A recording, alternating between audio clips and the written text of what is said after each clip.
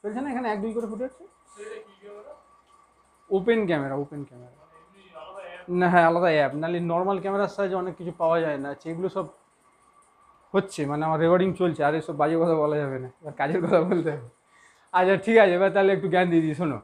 তাহলে তোমাদের হচ্ছে এই সেমিস্টারে আছে বেসিক অ্যালজেব্রা, ঠিক আছে? তো আমি এখানে লিখে দিচ্ছি, দেখো বেসিক অ্যালজেব্রা। এবার বেসিক অ্যালজেব্রা হচ্ছে 3টে ভাগ আছে। কি কি 3টে ভাগ?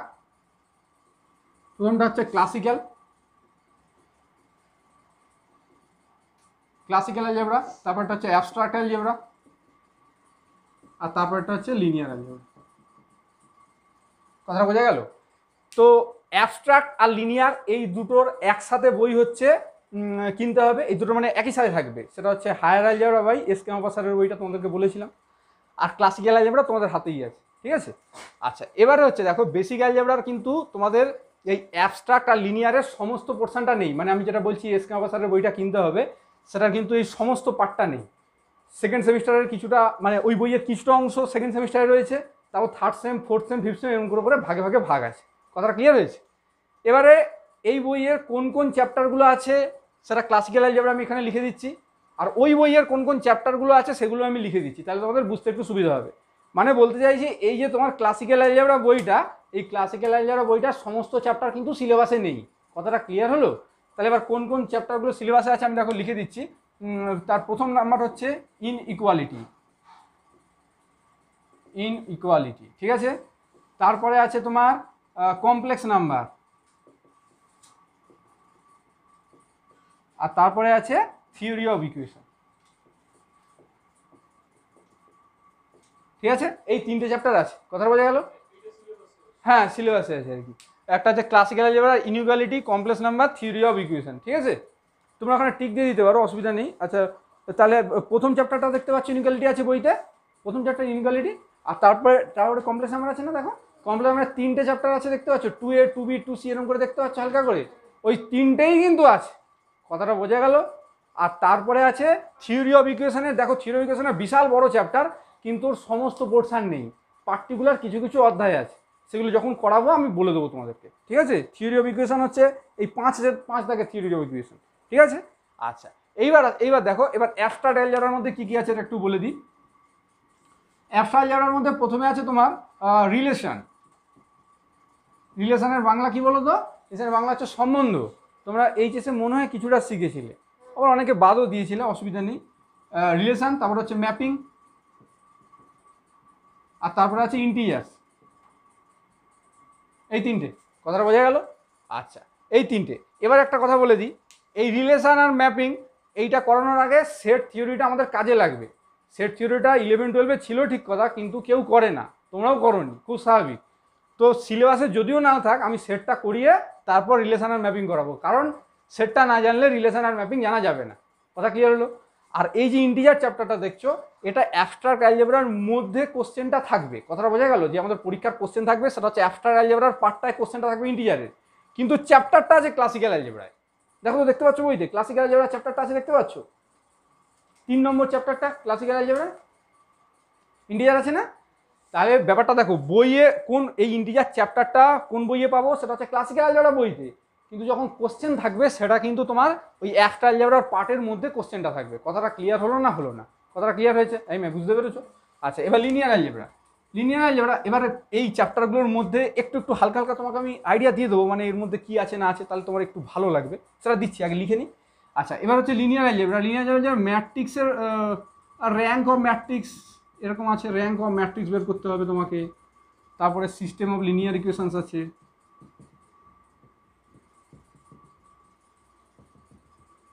আর আছে তোমার ভেক্টর স্পেসের বেসিক, মানে ছোট্ট একটা অংশ আছে, স্পেস 1, ঠিক আছে? এই ক্যামেরাতে পুরোটা দেখা যাচ্ছে, দেখো তো বোর্ডটা যা লিখেছি, ঠিক আছে? আচ্ছা ঠিক আছে, তাহলে এটা হচ্ছে র্যাঙ্ক অফ ম্যাট্রিক্স শিখেছিলে তোমরা? র্যাঙ্ক নির্ণয় করা ম্যাট্রিক্সের 12-এর ডিটারমিনেন্ট ম্যাট্রিক্স চ্যাপ্টারটার মধ্যে একটুখানি ছিল, যদিও অপশান পেয়ে যেতে বলে হয়তো বাদ দিয়েছো অনেকে, অপশান পেয়ে যেতে, কিন্তু র্যাঙ্ক অফ ম্যাট্রিক্স শেখানো হয়েছিল, ঠিক আছে? এবার বাদ দিতে পারো, সেটা না। আর সিস্টেম অফ লিনিয়ার ইকুয়েশনস, হ্যাঁ, আর ভেক্টর স্পেস 1, এই বেসিক পার্ট। এবারে এগুলো সম্পর্কে একটু হালকা আইডিয়া দিয়ে তারপর আমরা শুরু করবো আজকে পর। হ্যাঁ তিনটেই, ক্লাসিক্যাল, অ্যাবস্ট্রাক্ট আর লিনিয়ার। তোমার যখন কোশ্চেনটা তোমায় খুলবে, তোমার ফার্স্ট সেমিস্টারের সাথে একটু কম্প্যারিজন করে বলি তাহলে বুঝতে সুবিধা হবে। ফার্স্ট সেমিস্টারের প্রথমে থাকতো ক্যালকুলাস, তার জায়গায় আছে ক্লাসিক্যাল, কথাটা বোঝা গেল। সেকেন্ড পার্টটা থাকতো জিওমেট্রি, তার জায়গায় আছে অ্যাবস্ট্রাক্ট, কথাটা ক্লিয়ার হলো। আর থার্ড পার্টটা থাকতো ভেক্টর, তার জায়গায় আছে লিনিয়ার, কথাটা ক্লিয়ার হলো। তাহলে এটা হচ্ছে গ্রুপ এ, আমি সংক্ষেপে লিখে দিচ্ছি দেখো। ক্লাসিক্যালটাকে বলা হবে group A, GROUP, group A. আর এখানটায় গ্রুপ বি, GR লিখছি, গ্রুপ বি। আর এটা হচ্ছে কি বলো, গ্রুপ সি, ঠিক আছে। এবারে আগের সেমিস্টারে ফার্স্ট পার্টটা থেকে 20, এই পার্টটা থেকে 20, 20, 40, আর হচ্ছে জিওমেট্রি থেকে 35 আসতো, মোট 75 হতো। কিন্তু এখানে ওরকম নয়, এখানে সব ইকুয়াল, 25, 25, 25, 25, 25, 25, কথা ক্লিয়ার হলো। এখান থেকে কত মার্কস থাকবে, এখান থেকে 25 মার্কস থাকবে ক্লাসিক্যাল থেকে। অ্যাবস্ট্রাক্ট থেকে কত থাকবে, সেখান থেকেও 25। লিনিয়ার কত থাকবে, লিনিয়ারও 25 থাকবে। কথাগুলো ক্লিয়ার হলো, ক্লিয়ার হলো, বুঝতে পেরেছো? আচ্ছা, পাস আর অনার্স সেম, সেম একদম, সিলেবাসও সেম, নাম্বারও সেম। তার পার্থক্যটা কোথায়? পার্থক্যটা হচ্ছে এটাই, ওরা অপশান বেশি পাবে, তোমরা অপশান, তোমরা আবার কি, তুমি তো এদের দলে পড়ছো, তুমি অপশান বেশি পাবে, তোমরা তোমরা তোমরা অপশান কম পাবে, কথাটা বোঝা গেল। আর ওই ছেলেটা ওই যে বসে আছে, ও হচ্ছে অপশান বেশি নেবে, বেশি নেবে, নাম্বারও বেশি তুলবে, কিন্তু পড়বে কম, কথা ক্লিয়ার হলো? আচ্ছা ঠিক আছে। আচ্ছা এবার দেখো, এবার ক্লাসিক্যাল এবার একটু একটু আইডিয়া দিয়ে দিই, তাহলে একটু মজা পাবে। বুঝতে পারছো তো যা বলছি, শিওর তো? ব্যাস। তাহলে ইনইকুয়ালিটি, ইনইকুয়ালিটি মানে তোমরা ছোটোবেলায় একটু শিখেছিলে, ওটাকে বলে বাংলায় বলে অসমতা। মানে ওই ক্লাস 11-এ ছিল অসমতা বলে একটা চ্যাপ্টার ছিল, বাদ দিয়েছিলে তো? হ্যাঁ বাদ দিয়েছিলে, 12-এর চ্যাপ্টারই করো নি, আর 11 ইনইকুয়ালিটি, অসমতা, একঘাত অসমতা, এরকম ছিল একঘাত অসমতা। আর যাই হোক না থাকুক, ইনইকুয়ালিটি এটা একটা চ্যাপ্টার, বুঝতেই পারছো, মানে অসমতা নিয়ে কাজ হবে। হ্যাঁ ধরো 2 <3, হ্যাঁ 2 <3 না, 2 <3 না, এই তো 2 <3, হ্যাঁ এই সমস্ত জিনিস। এটা তো একদম খুব একটা বেসিক কথা বললাম, এগুলো নিয়ে আরও অনেক কিছু শিখবো। কবে শিখবো? আজকেই শিখবো, যেহেতু ফার্স্ট এই জিনিসটা আছে, আমরা এই জিনিসটাই আজকে শিখবো, হেভি মজা হবে, ঠিক আছে। আর তারপরে কমপ্লেক্স নাম্বার তোমরা শিখেছিলে, আমি শিওর ক্লাস 11-এর চ্যাপ্টার হলেও শিখেছিলে, এটা বাদ দেওয়া যায় না, এটা কেউ বাদ দেয় না। আই ভেরি গুড, I1√1 ঠিক বলেছে একদম। তাহলে আই ঠিক ঠিক ঠিক। তাহলে এটা হচ্ছে কমপ্লেক্স নাম্বার, মানে হচ্ছে জটিল রাশি বা জটিল সংখ্যাও বলে অনেকে, কথাটা ক্লিয়ার হচ্ছে? তাহলে এটা শিখেছিলে। Theory of equation, theory of ইকুয়েশনের মধ্যে কি আছে? থিওরি অফ ইকুয়েশনের মধ্যে আছে তোমাদের জানা জিনিস যদি বলি, তাহলে ax² + bx + c এটা একটা দ্বিঘাত সমীকরণ। ax² + bx + c = 0 এটা একটা দ্বিঘাত সমীকরণ। কখন দ্বিঘাত সমীকরণ? যখন কোনটা not equal to 0, a not equal to 0, কারণ এই যদি 0 হয়ে যায় সেটা দ্বিঘাত সমীকরণ থাকে না, ওটাকে ইংরেজিতে বলে কোয়াড্রেটিক ইকুয়েশন, কথাটা ক্লিয়ার হলো? তাহলে ওর যদি দুটো রুট আলফা আর বিটা হয়, তাহলে আলফা প্লাস বিটা সমান -b/a, আলফা বিটা সমান c/a, এটা ছিল। এবার তোমরা কি শিখলে? ওটা হচ্ছে দ্বিঘাত সমীকরণ বা কোয়াড্রেটিক ইকুয়েশন।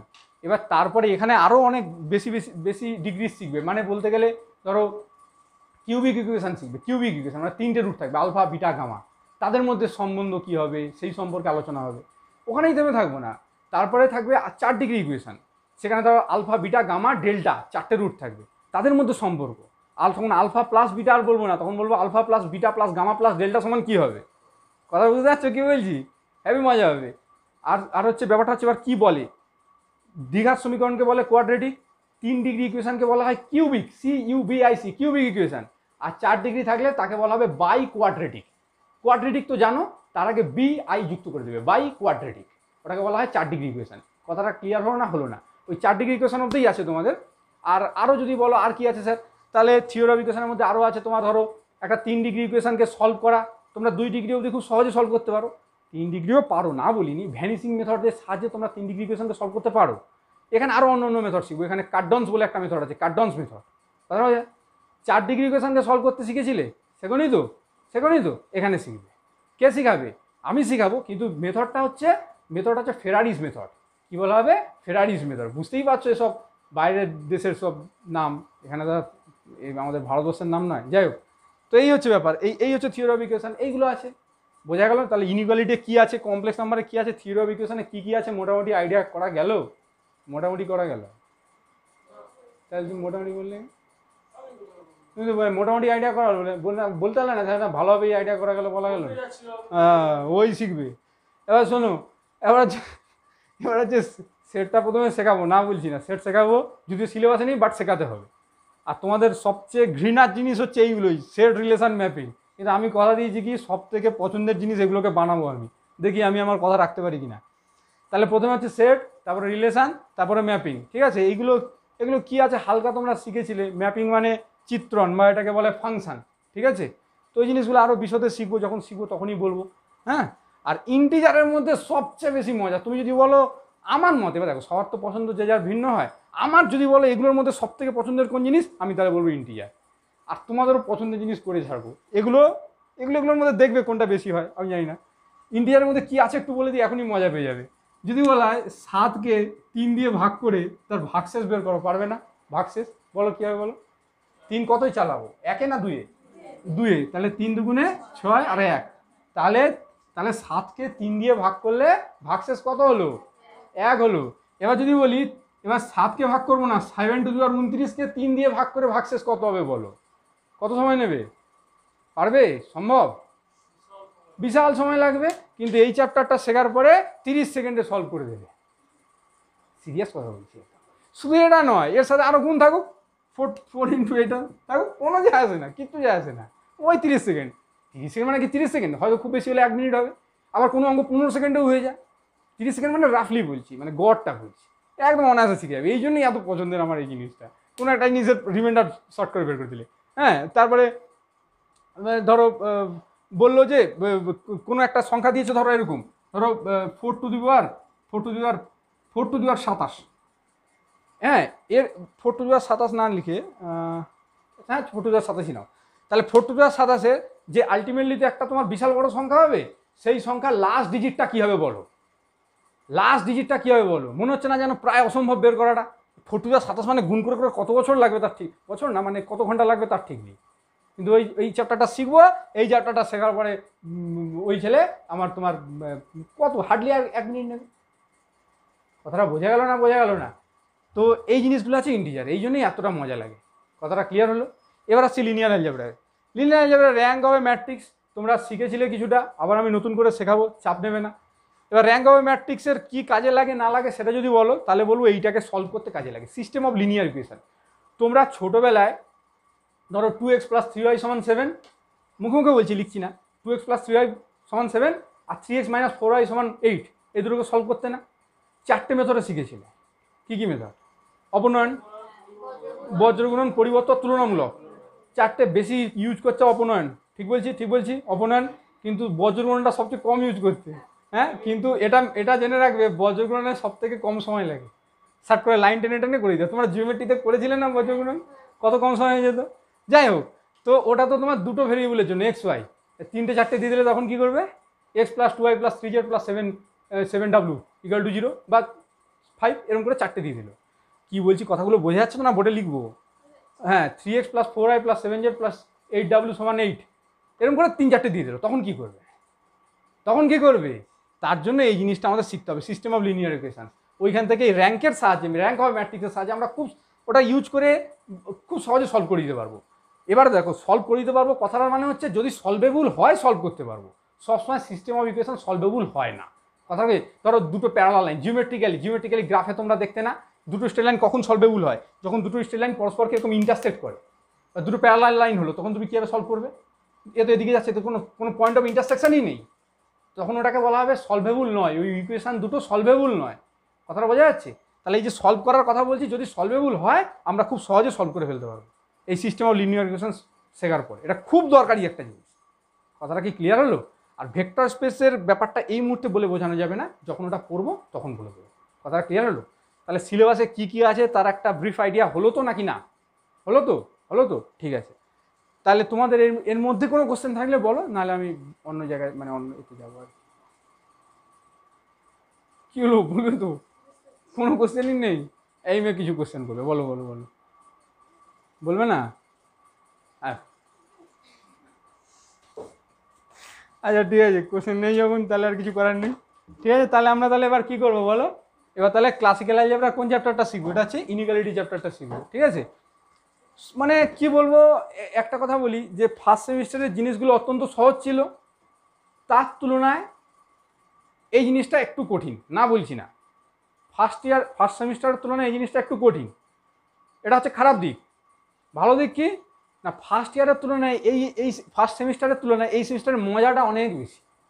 কেন কি? ওর মধ্যে জিওমেট্রি জিনিসটায় এখন বলছি, যেহেতু করানো হয়ে গেছে, বিশেষ কিছু মজা থাকে না, মানে থাকে কিছু কিছু না, সেই মুহূর্তে তো বলা যাবে না, না সেই মুহূর্তে আমি বলতে পারি না এটা, সেই মুহূর্তে আমি এটা বলতে পারি না। তাহলে ভেক্টর ক্যালকুলাস এগুলো তো মজার ছিল, এটা তো মানবে। জিওমেট্রি জিনিসটা মানে বেশিরভাগ স্টুডেন্টদের কথা শুনি, মানে ম্যাক্সিমাম চ্যাপ্টারই মজা নেই, কিছু কিছু পার্টিকুলার চ্যাপ্টার থাকে একটু মজা লাগে, হ্যাঁ। তো যাই হোক, কিন্তু এইখানে তুমি কোনো এমন, হ্যাঁ সিলিন্ডারে মজা লাগে কেন, তোমার ভালো ভালো চ্যাপ্টার বেশ কিছু ছিল, মানে কোন, দেখো দেখো ও কোন বললো, আমি কিন্তু বলিনি, তাহলে মানে সবার পছন্দটা একরকম হবে না, ওর কোন ভালো লাগতো, মানে উল্টা করে বললে নাকি বিচ্ছিরি লাগতো বলে, সত্যি ভালো লাগতো তো?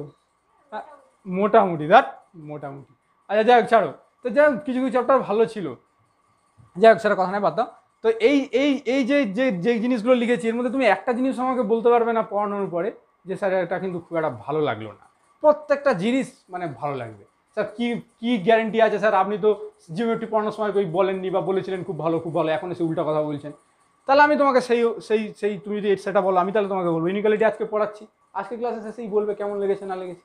মারাত্মক রকম ইন্টারেস্টিং, প্রত্যেকটা চ্যাপ্টার মারাত্মক রকম ইন্টারেস্টিং। কথা ক্লিয়ার হয়েছে? ঠিক আছে, তাহলে মুছে দিচ্ছি, ঠিক আছে।